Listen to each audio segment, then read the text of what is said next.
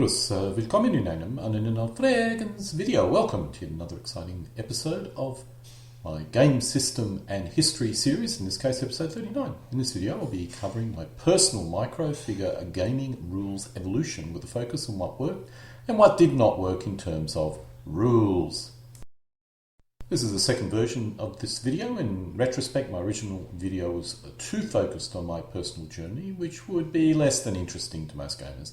As a result, I've totally revamped the video to still covering my personal journey, but to focus on the rules and what in the rules caused me to either like or dislike them. My gaming journey did include ancients, Napoleonic figure gaming, as well as significant focus on board gaming. However, I will mainly focus on micro-armies, specifically World War II and Cold War periods. Thus, these other topics will generally be not included in this video. My initial experience with figure gaming occurred in 1970 or 71, and it was basic to say the least, using Airfix 172 scale plastic troops and an occasional Airfix 172 scale tank. I'd either game in the backyard or on a very large map of Europe, flipping between squad scale and divisional scale, that is, each figure represents a squad or a division. The map-based gaming really belonged in the board gaming world, but the squad scale was truly figure gaming. The rules were homegrown and very simple, and I have no doubt many gamers of my age and later did something similar. The rules I used was an adaptation of the Risk board game, which goes to show how simple it was. Nothing significant came of this, except it did stoke my interest in the hobby. In 1974, I purchased a copy of WRG Armour and Infantry 1925 to 1950 rules, and in this case the 1973 edition, when it first became available in my location. As with many early gamers, the figures I used were Airfix 172 scale plastic figures, of which I was beginning to build up a reasonable collection. These rules were focused on this scale, although they did start talking about a new scale, 1 in 300 or 6mm figures. I cannot say my early experience with these rules were enjoyable. I simply could not understand how to use the rules. As a teenager, I lacked the basic knowledge required to make these rules work for me. The charts and tables from these rules replaced my homegrown tables, but my figure gaming play remained distinctly homegrown. As I kept on rereading these rules, the WRG rules, in an attempt to understand them, the comments concerning this new 1/300 scale began to stimulate my interest. This interest had a profound impact on my figure gaming experience, as a major issue with 172 figures was the size of the playing area required. I could game an infantry level conflict on a dining room table, but once tanks were involved, the table became inadequate. I felt at the time 6mm figures could solve this scale problem. My first purchase of a pack of 5 Tiger tanks occurred after an epic journey of several hours on a bus, but I was so impressed with the quality of these GHQ figures I was hooked. I purchased a very small all-tank force and bought out the WRG rules again for an additional study and play test. After an intense effort at learning the rules, I was beginning to game on a ping-pong table with almost no terrain, and the results were not very encouraging. It was quickly obvious the best tactic was to enter the table and dig in behind any cover as quickly as possible. The first side who tried to attack would die, and the game did not seem to work as nothing occurred as a result. No one was going to attack first over this kind of open terrain. The issue, of course, was that I had a lack of terrain, as well as putting some thought into creating scenarios, or lack of thought. I also lacked any infantry, which could have at least slowly advanced. I also lacked experience of indirect fire, which could have assisted me as well. As in this case, I could send something out to die, which would expose the enemy positions, which could then be pounded by indirect fire. In retrospect, my experience was probably not much different from the British in the desert when they first met the dreaded 8.8cm flak with no artillery support. While I had problems with WRG rules, I nonetheless abandoned my simplistic homegrown rules and was firmly on the path of serious micro-armour figure gaming. I was determined to make the rules give me an enjoyable game. Concerning my 6mm force mix, my main issue rapidly became that I lacked infantry, artillery, anti-tank guns, or really anything required apart from tanks and tank destroyers. I was not aware of how to purchase 6mm infantry figures or these other types of figures, and that scale as a result went by the wayside while I continued with 172 scale figures. One major issue with 6mm figures, outside of the UK or the US I suspect, was a lack of supply. Back in 1976 the internet was science fiction and I was still sending bank cheques to S&T to subscribe to the magazine by mail. The range of figure shops in my location was minimal and I had to travel a significant distance to access that limited range that was available.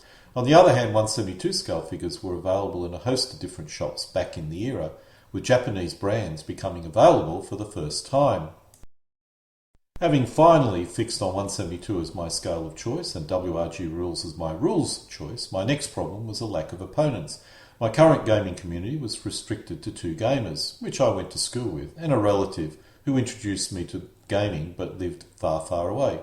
I needed to join a club to expand my opponents. In the era before the internet, the main source of information was magazines and clubs. So apart from gaining new opponents, I hoped to also get new ideas and find someone who knew how to play the WRG rules so I could actually finally learn how to use them correctly.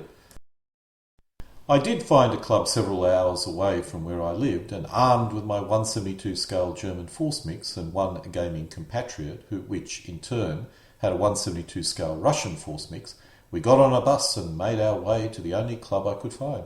I'm uncertain how I discovered this club. I'm guessing it may have been advertised at a local historical bookshop. Trying to find a club with like-minded gamers was not an easy task back in the day. Today the internet, forums and emails makes this a lot easier.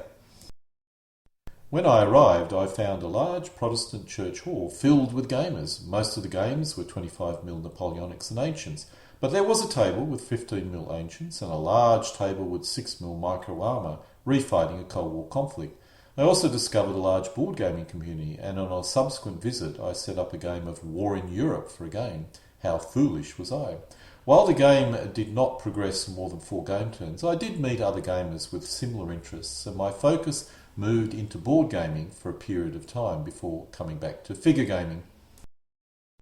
My key takeaway from the discovery of this club was there were few people which possessed 172 scale figure force mixes of 100 tanks and vehicles and several hundred infantry. The 172 scale gaming went by the wayside as a result, never to return, because I couldn't find any real opponents. Instead, my focus had now purely moved to 6mm. Interestingly enough, today I have several sets of rules which would have been suitable for my 172 scale figures, but alas, all my figures were disposed of long ago. I have mentioned this in other videos, but unless you are truly never returning to the hobby or have no storage, you should never get rid of any figures which are unique.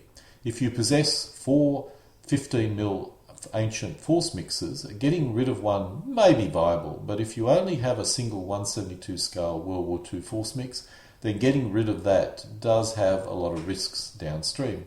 I sometimes feel I should go out and buy a few 172 scale figures, but the cost is high and the benefit is low. Back to my journey. While board gaming diverted me for a short while, I quickly returned to figure gaming. I'm uncertain of the order, but over the next 2 years I became heavily involved in 15mm Ancients and Cold War 6mm, which was an area I had no prior interest in, but there was a community of gamers available and I decided to get involved. This probably occurred in the early 1980s. The rules used for the Cold War conflicts was WRG Armoured Warfare 1950 to 1985, which were as confusing as the earlier WRG edition, but at least I had players which could teach me the rules. I learnt a valuable lesson from this experience. Often the scale and rules you use are determined by the pool of available opponents.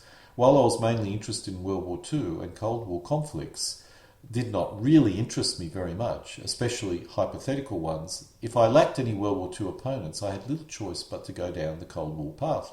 The club I attended had a pool of 24 Cold War gamers who all gamed in the period using 6mm figures. So if I wanted a game, I needed to bite the bullet and move into this new era, or period. Between 1976 and 1982, the availability of 1285 and 1300 scale figures had grown dramatically. A new shop had opened, which possessed a wide range of new figures, and while the range was a bit spotty, when something came up I was interested in, I purchased it.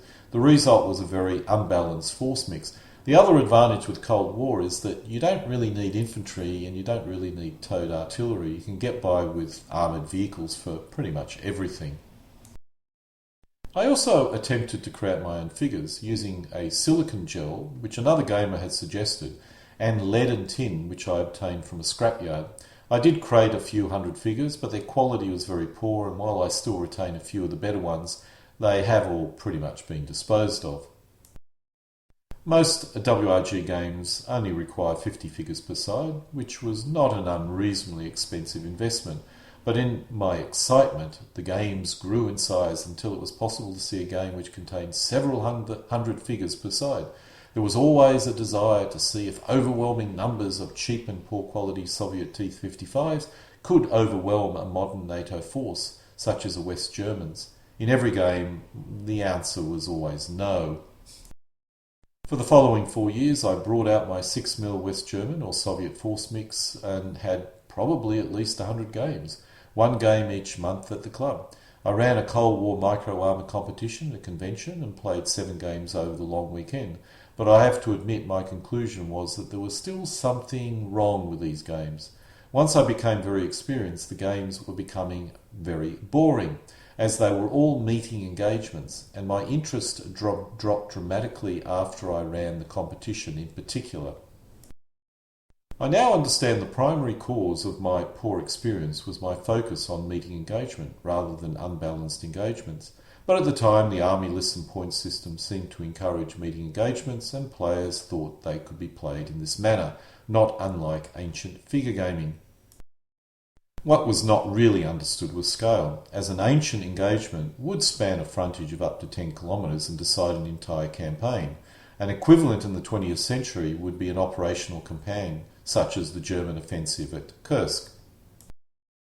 Most figure games were not attempting to recreate engagements which involved dozens of corps and spanned hundreds of kilometres. Thus, using a system which works in ancient for World War II or Cold War was always going to cause issues. However, instead of identifying this root cause, at the time I thought the problem may be the rules, so I moved over to Challenger and discovered it had the same issues at WRG. It probably took 20 to 30 games before I determined this, as the rules were not easy or simple. I did notice once you learn one set of rules well, it was easier or far easier to pick up another set of rules or learn another set of rules. Challenger was a very detailed and complex set of rules. I liked many aspects of it, but its sheer complexity doomed it. Only existing and experienced WRG Micro-Armour players would ever consider using these rules. This was a constant trend for all early figure gaming rules, which applied to Ancients and Napoleonics as well as Micro-Armour, the constant move towards greater complexity. This may have made the hardcore gamers happy, at least for a short time, but it did ensure no new players could ever enter the hobby. In our journey to greater complexity, we were burning our bridges behind us, ensuring no one could follow. After my experience with Challenger, I then started my exploration of different rules, ranging from Cambrai to Sinai, Combat Commander, Combined Arms, and Firefly, all which exhibited the same results. The solution were not in the rules I was using, it had to be something else. My conclusion was the issue could be solved by changing the game scale, which was once again not correct, but it did open up new figure gaming rules and ideas to me. When Corps Commander came out in 1986, I was a keen early adopter of the rules, because it offered a different scale, and I now thought I could command divisional-sized force mixes. I got very excited indeed. Its complexity was daunting, and my early attempts at having a game all involved force mixes which were too large. But at this scale, I began to play scenarios rather than straight points-based games. I used an SPI board game called Würzburg, which used divisional-sized conflicts from that board game as my scenario. While I never completed one of these games, the results were initially encouraging. By using an unbalanced force mix, my gaming experience improved greatly. What I mean by that was that one side was a clear attacker with predominantly more forces than the clear defender, which was the other forces. It was then I realised my earlier problems with getting a good game was the use of a points-based meeting engagement. It was not the rules or scale. It took me 10 years to come to this conclusion. Concerning the Corps Commander rules, initially I had not yet realised that these rules only allowed you to command a brigade, not a division. This was due to its complexity, not its scale. As a result, I assumed the reason why I was unable to complete a game was purely due to its complexity. Once I started using these rules again, I reduced the force mix to brigade size, and while it still took a while to play a game, I was getting interesting conflicts. The other issue with a high force mix density was the difficulty of attacking. Waves of Soviet tanks were rarely able to burst through a line of defenders armed with ATGWs unless they outnumbered them by a significant margin. I also learned you needed to use indirect fire and air support to assist in breaking through such a line of defenders. In 1989 I stopped regular gaming, which I did not resume until 2013. This is very common among gamers. Once they get married, have children, and are forced to work as hard as possible, gaming falls by the wayside, only to be picked up again once that stage of a person's life is over. When I did return to the hobby, I initially focused on ancient figure gaming, mainly DBM and DBA, but I quickly changed to 20th century figure gaming. One interesting point was my lack of any desire to go back to board gaming. I always thought I would bring out my board games when I had the time, but so far I have the time, but no real desire. Only figure gaming seems to interest me these days. I don't know if this is to do with getting older or what, but it's an interesting observation.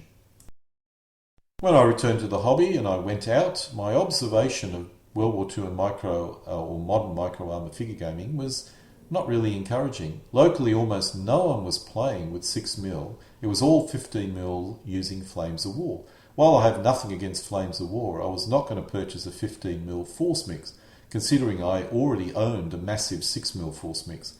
Especially looking at 6mm, the only gaming I was aware of locally was in Japan. Some expats were using FFT3, and in my infrequent trips to the UK, I did see some BGMR games. I then decided to go to the internet to see what was around and saw a large number of rules, most of which were not being played frequently. Possibly the most active set of rules were Spearhead, followed by FFT3 and Panzerkorps. It was then I decided to investigate all the rules in order to determine which I should play, although my initial preference was Corps Commander. In my efforts of finding the perfect set of rules, I went overboard and purchased far too many rules, with the most promising being, in the end, Panzerkorps. I like the scale and many concepts in Panzerkorps, and although the rules layout was a little bit difficult for me to get my head around, it was not a specific criticism of a format, or I'm not really making a specific criticism, as many modern sets of rules were designed in a similar manner, but I was not used to this kind of formatting.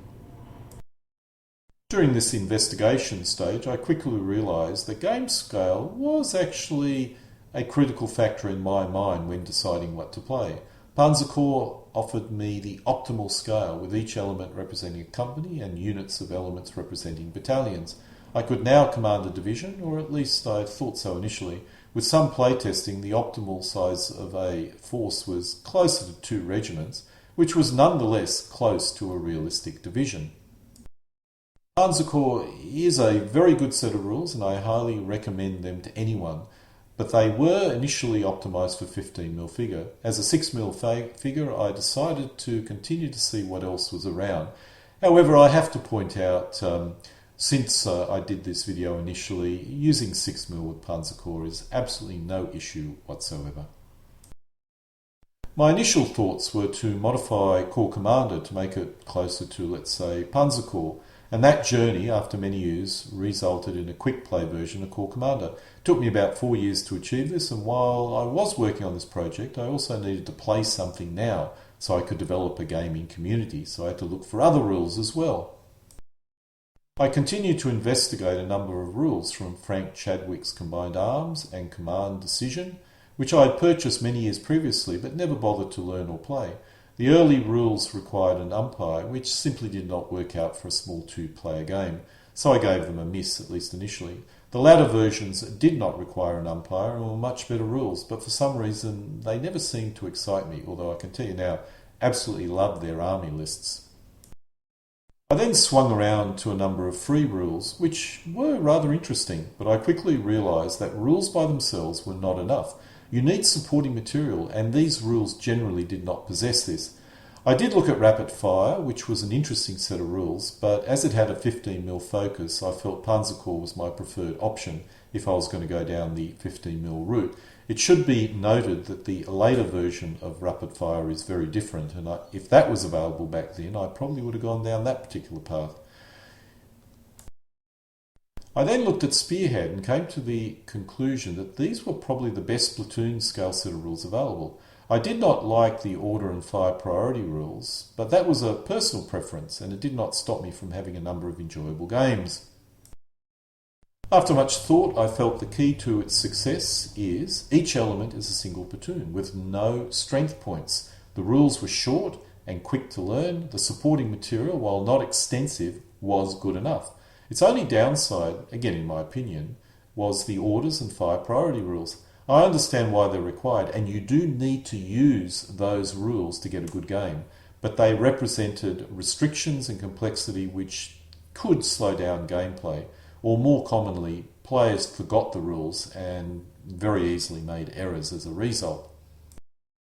The only real major gap was the scenario supporting material, both specific scenarios and tools to allow you to create scenarios, such as some form of rough point system and a more extensive equipment list. While there were some historical scenarios, they required me to possess that specific force mix to play.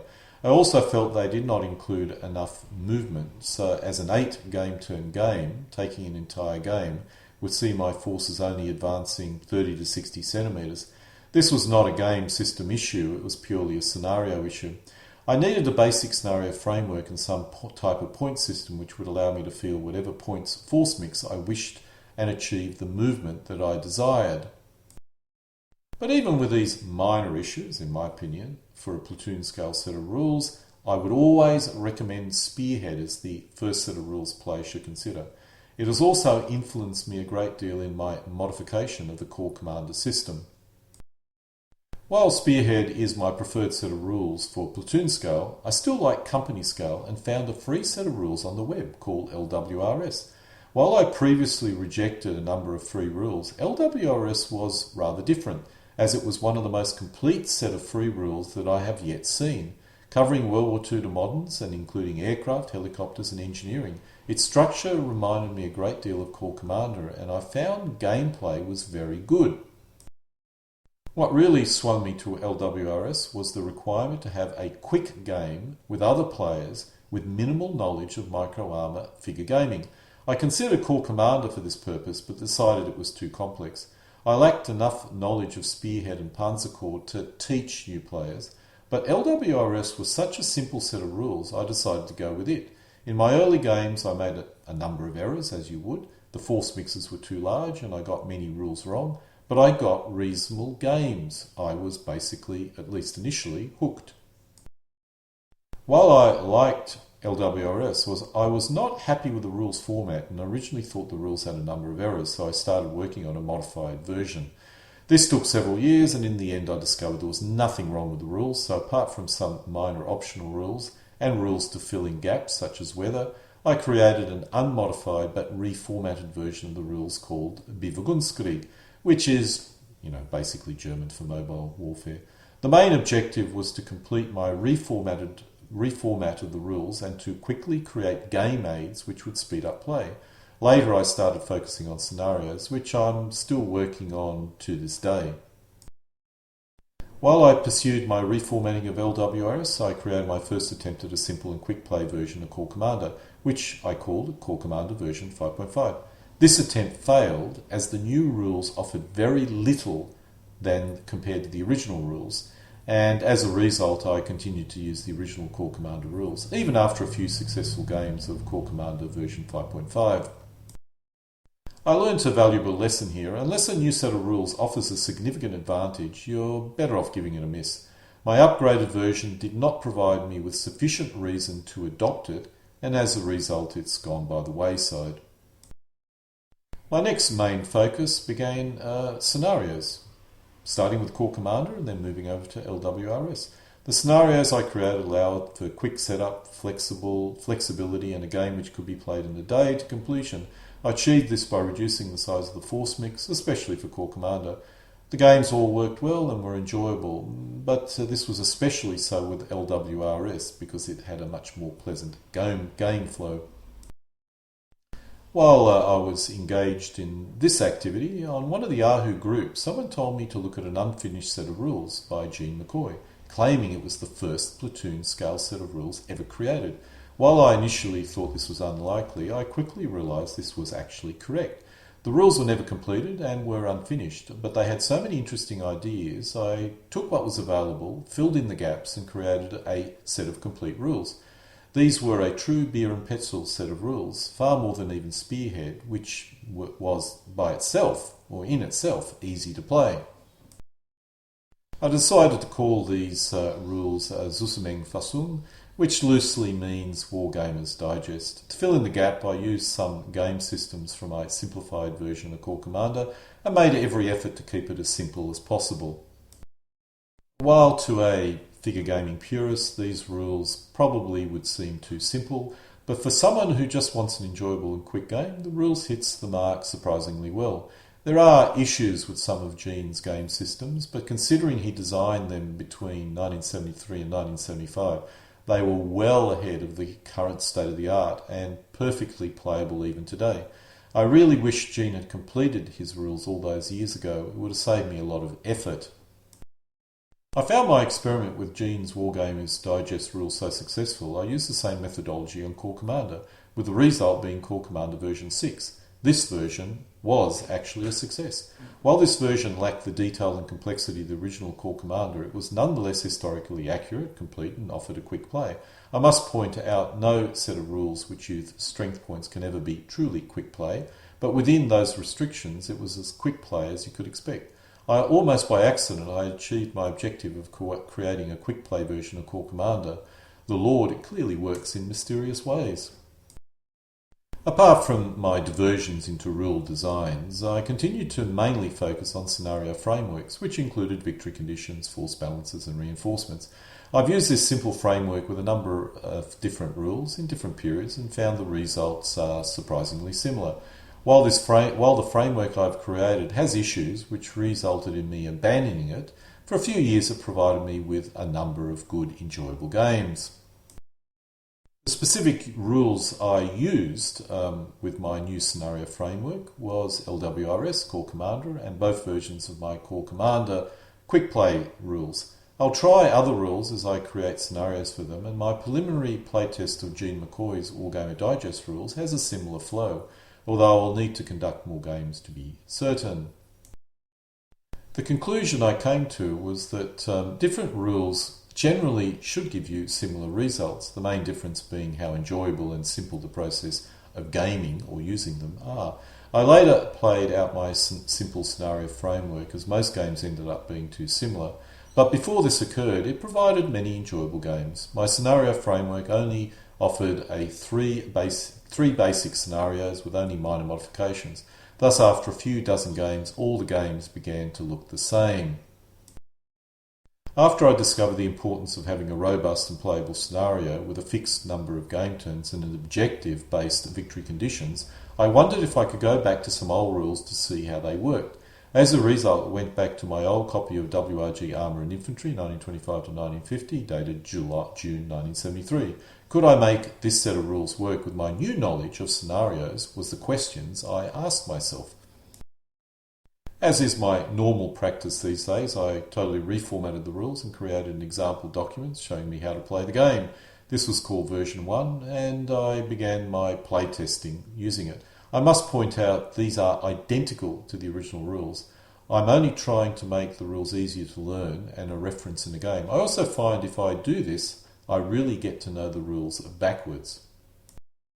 While playing a number of games, I discovered that each time I wanted to conduct direct fire, I had to go down a long list of modifiers long list of weapons before I found the weapon I needed. So I created cheat sheets, which made me think, why do I need to use the old system of listing all the weapons? Couldn't I use something simpler? The original rules required you to go down a reasonably long list of weapons to get your combat factors. Instead of this system, I gave all the weapons a grade, created a cheat sheet, and ended up with a simpler system. If I gave my 128mm L48 a grade of 20, then I could simply cross-reference this value against the armour class, and presto, I had my required value, which was still identical to the original WRG rules. I had to make some other minor changes in order to make this work, which I ended up calling version 2. This included as many charts and tables which assisted with play I could think of. I also tried to make the rules as understandable as possible and filled in a number of gaps which the original rules possessed. But no changes to the original rules were contemplated, apart from some minor unavoidable changes, which I consider were possibly errors with the original rules. For those who have asked me for a copy of the version, I never completed this version, as its benefits ended up being pretty minimal. As a result, the rules are not playable, and even in beta form did not really help me speed up my games of WRG in the end, so I pretty much swung back to the original rules. In my games, I found that as long as you had reasonable terrain, so a line of sight would typically be no more than 1,000 metres, and you played with an unbalanced force mix and used historically plausible force mixes, the game flowed reasonably well. I'm not saying the rules are perfect, and it was easy for attacking tanks to find their infantry support falling behind, but I got a game which did not resemble my earlier rather boring meeting engagements. The rules are filled with questions and players need to do a lot of self-interpretation, especially concerning indirect fire, but I was surprised how well the rules still stacked up, considering how old they were.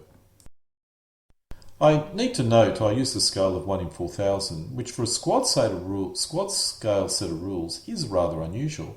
This was also the recommended scale for 6mm, or at least it was close. The actual scale was 1 inch equals 100 metres, which is a scale of 1 in 3,937.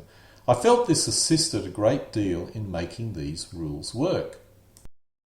By not changing the rules and instead focusing on every technique I could think up to speed play, I had a working set of rules. I then attempted to totally rewrite the rule, but this experiment quickly fell apart. This is a classic tale of a bridge too far. By rewriting the rules incorporating later game systems, I ended up with a set of rules which effectively was not WRG and offered little benefit to other more modern rules, so why bother doing it? I then swung back to Corps Commander, which used a scale of 1 strength point per vehicle. I just needed to convert each strength point into an element and change the scale, and I would end up with a squad scale set of rules.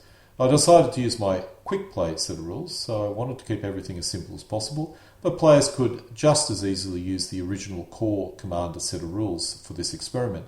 I changed the scale to 1 in 2,500, and each game turn represented 30 minutes. This was to keep the ground and time scales in sync with the original rules as much as possible. The result was, at least from preliminary play testing, reasonably good. It seemed to work.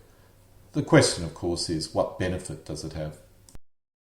This experimental rules really offered nothing new and as such were not successful. It'd be much better to use the original WRG or even Flames of War than learn yet another set of rules.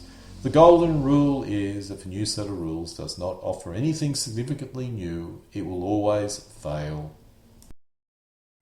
Nonetheless, my play testing of this set of rules, that's the Corps Commander where each strength point represented a figure, was restricted to only a few playtest sessions and a single game between Polish and German forces, but I got something that flowed reasonably well. I'm not a great fan of this scale, as the tendency, even with these rules, was to get bogged down and very little movement occurring. You need a powerful incentive to attack, which needed external scenario conditions, but it did give me an interesting view of how to get through an enemy infantry-based defence with a combined arms force. Corps Commander does have a lot of detail in it, and in some ways I felt it was actually closer to a manual of how to actually learn how to command formations than a set of rules. But anyway, that's my thought after playing quite a few games of Corps Commander. The one aspect of this playtest session I really loved was the lack of strength point, with each element being a strength point. It was a refreshing change from tracking strength points, which I really learnt to hate after maybe about 50 games of Corps Commander. My next thought was, could I do the same with other scales? My next attempt was platoon scale, which is basically the same as the original Corps Commander, but with a maximum strength point allowance of 6 rather than 9, and the scales adjusted slightly. This played identically to the original Corps Commander sets of rules, or my quick play set of rules anyway, and by removing strength points, it really did speed up play. Nonetheless, even apart from that, the set of rules didn't really offer me much new, so probably failed from that point. It was more an experiment. I then decided to move the scale up to a company scale set of rules, that is each element representing a company. I went back to the 9 strength points per element, but each strength represented 2 vehicles or 20 men. The ground scale was 1 in 15,000, the game turn scale was 90 minutes. This was equivalent to LWRS, although it was more complex and slower to play, but nonetheless it worked surprisingly well. I personally prefer LWRS as the results were similar and it was quicker to play, but if you wanted more detail than LWRS could provide, these rules probably would work reasonably well. Once again, this set of rules didn't really offer anything significantly beneficial, so once again failed. More experimentation down the plug hole, basically. I then decided to move the boundary and moved up to the next scale, battalion scale. Each element represented a battalion, and this attempt came close to breaking the entire game system. I retained the 9 strength points per element, with each strength point representing 6 vehicles, guns, aircraft, or 60 men. The ground scale was 1 in 30,000, and each game turn represented 180 minutes. The rules worked, although the distance between enemy elements got rather small. This takes a bit of a mind leap, but once you understand it, you can move on with playing a game. This actually represented my holy grail, the ability of commanding a corps, and to complete a game within a day. I must admit my corps consisted of only 2 divisions, but it was a corps nonetheless. In this case, the set of rules did offer something new, a battalion element scale set of rules, which at the time was not rather common. I did notice that my battalion scale set of rules based on Corps Commander did offer me the option of using a smaller playing area. I ended up with standardising on 90 centimetres by 60 centimetre, and play could occur across the short or long axis depending on the scenario. This allowed me to remain seated for the entire game, which I found really good. If I used my standard points total and played across the short axis, the games were very short and the counter-attack force needed to arrive earlier than typically it would do so, normally on game turn 4, which gave you an 8 game turn length game. This represented 2 days of real time using the scale of these rules. If I played along the long axis, I had to reduce the points total and needed 12 game turns, but I got a lot of movement and I did not need to stand up in order to move figures, although reaching over 60 centimetres ended up being rather tiring. Later I discovered a better set of rules, so all this experimenting did basically fail, but I have to admit it was fun while it lasted.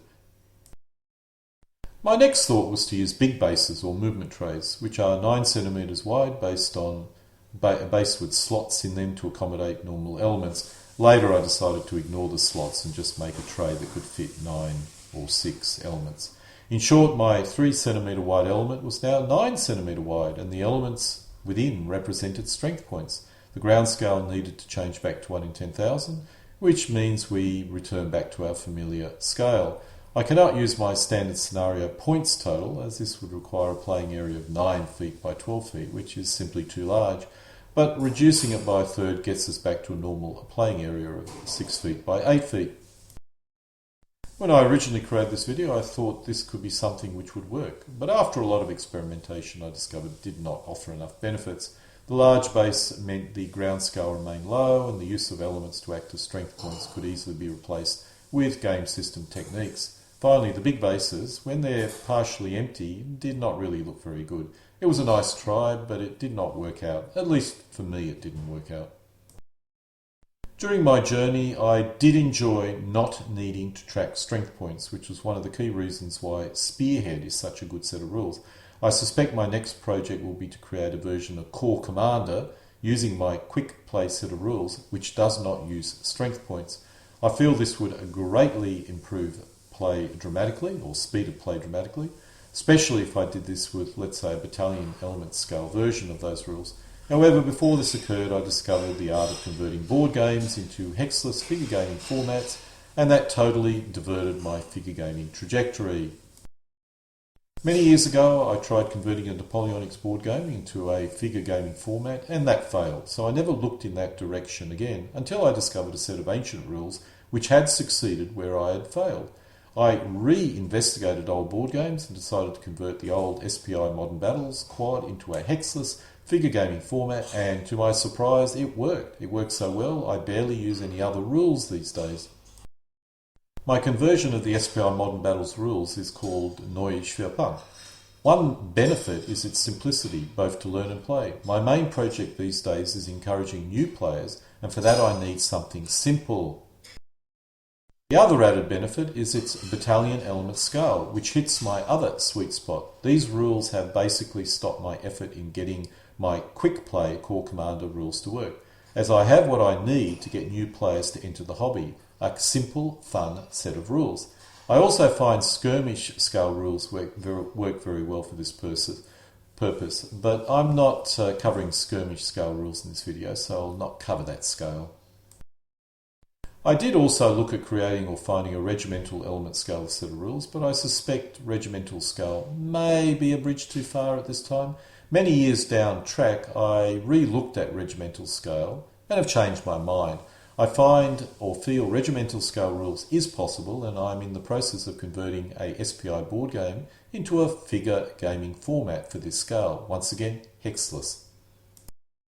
However, at the time I initially created this video, I felt regimental scale was not viable, and I only considered it viable maybe about 3 months ago. Neue Schwerpunkt did allow me to field small regiments, such as infantry regiments, but once I move to other troop types, I lose too much detail. A panzer division cannot function if I use a regimental scale, as a panzer division normally split up into panzer battalions, which were allocated to the Panzergrenadier regiments, which is not really possible using a regimental scale, unless of course each regiment represents such a combined arms Kampfgruppen. Regardless, all those years ago I felt the highest viable scale was that of the SPI Modern Battles, which is basically battalion, which using regiments only when it made sense, such as for infantry or when the regiments were unusually weak. So let's get to my conclusion, which is basically my recommendation of the rules to consider, which I must admit are my personal preferences. It's very possible if I've used other rules more, I may well have changed this list of preferences, but based on what I know today, I can suggest the following.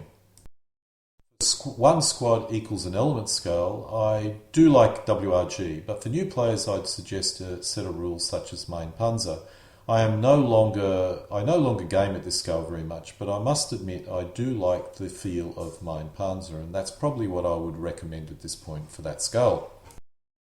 For one platoon equals an element scale set of rules, I would always suggest Spearhead. For those players who want a lot more details, I could suggest Corps Commander, but be prepared for an incredibly complex set of rules. For one company equals an element scale, I would strongly suggest using either LWRS or Panzer Corps. LWRS is designed for 6mm and Panzer Corps designed for 15mm, but both can use either scale. Both are great sets of rules which I really enjoy. For when an element is a battalion, I would suggest Neue Schwerpunkt or the hexless figure game, which is the hexless figure game version of the SPI Modern Battles board game. Simple, fun, and allows you to duplicate an entire Ardennes offensive if you fiddle with the scales enough. The rules that I've listed in my recommended list are those which I use on a regular basis, but there are a few other rules which I feel may offer players a good game.